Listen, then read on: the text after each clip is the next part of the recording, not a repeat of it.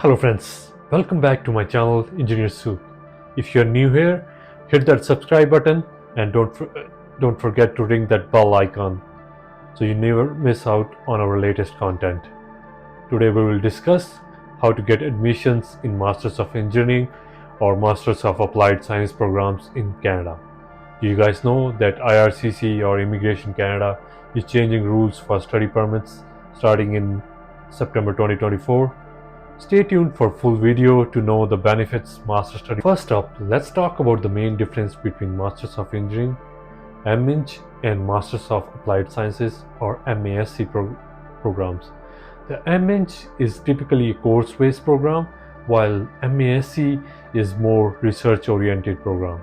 Now let's look at the duration of these programs. MEng is usually a shorter duration program, taking about 12 to 16 months to complete, while on the other hand, MASc is close to 18 to 30 months to complete. But wait, there's more. Let's talk money in these two cases. MASc students get paid to do their research, while MEng students often have to pay themselves for their program. Kitching. However, don't let that be the only factor in your decision-making process.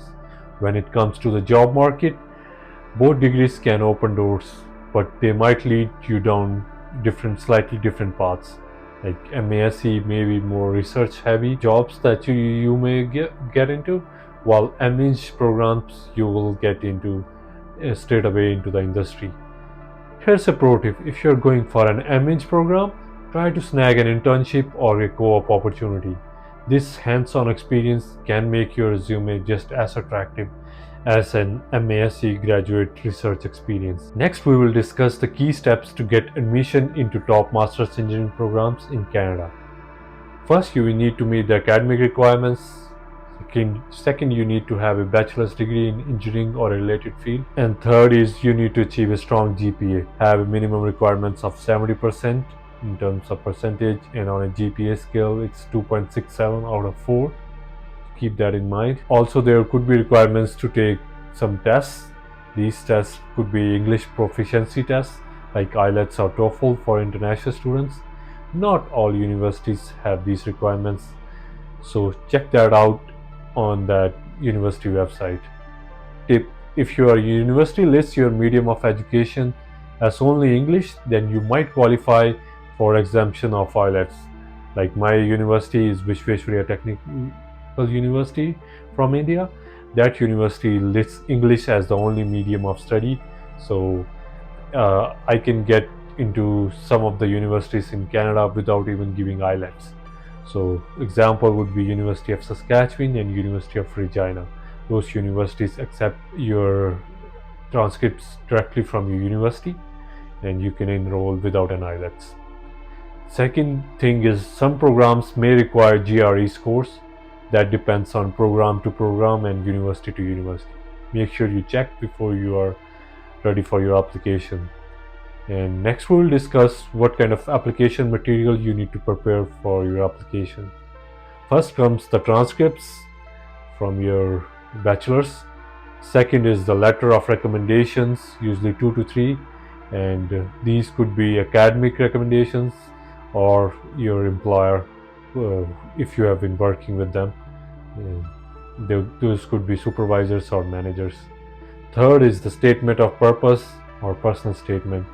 This is like a story or your letter of intent why you want to do this program, and you will find various examples when you Google statement of purpose.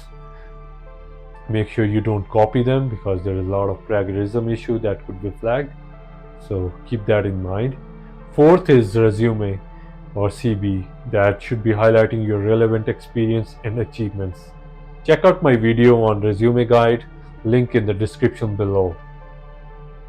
Next, we will discuss the application deadlines. Deadlines are typically between December and March for fall admissions. And like for example, if you want to apply for September of 2025, you need to apply before January of 2025 for some universities, and some could be March of 2025. So adjust your timelines accordingly. Check the university websites and make sure your application is ready before the end of the year so you are ready to apply. And some programs get filled up fast, so keep that in mind. And usually there are two major intakes. One is called as fall intake, and that starts in September of each year, and then another one is the winter intake that usually starts in January. So for winter intake, usually the deadlines is around mid of the year, that's June to July. So if you want to apply for January 2026, then your deadline will be July of 2025. So next we will discuss some of the top programs or top universities that offer Masters of Engineering and Masters of Applied Science programs in Canada. These are like University of Toronto, University of Waterloo, University of British Columbia, McGill University, McMaster University, University of Alberta, University of Saskatchewan, University of Regina are some of the universities with top rated programs. Also keep one thing in mind is you can apply for scholarships when you are applying for the master's program, and all the scholarships will have different criteria that you will be rated on, and that's what they base your scholarship on. So there are a lot of options for scholarships. Make sure you check them out while you're applying for these programs. Lastly, we're going to discuss the immigration benefits of enrolling in a Masters of Applied Science or Masters of Engineering programs. So graduates of master's degree program will soon be eligible to apply for a 3-year work permit, no matter the length of your studies.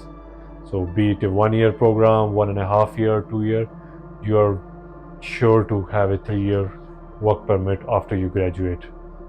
Under current criteria, the length of a postgraduate work permit is based solely on the length of an individual study program, but that's going to change starting September 2024.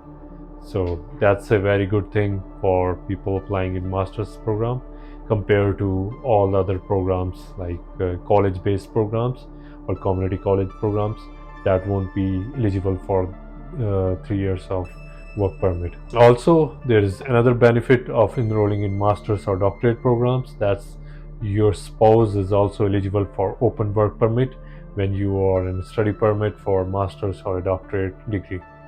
So that's also a great benefit. These rules are coming into effect starting September 2024 as per Immigration Canada.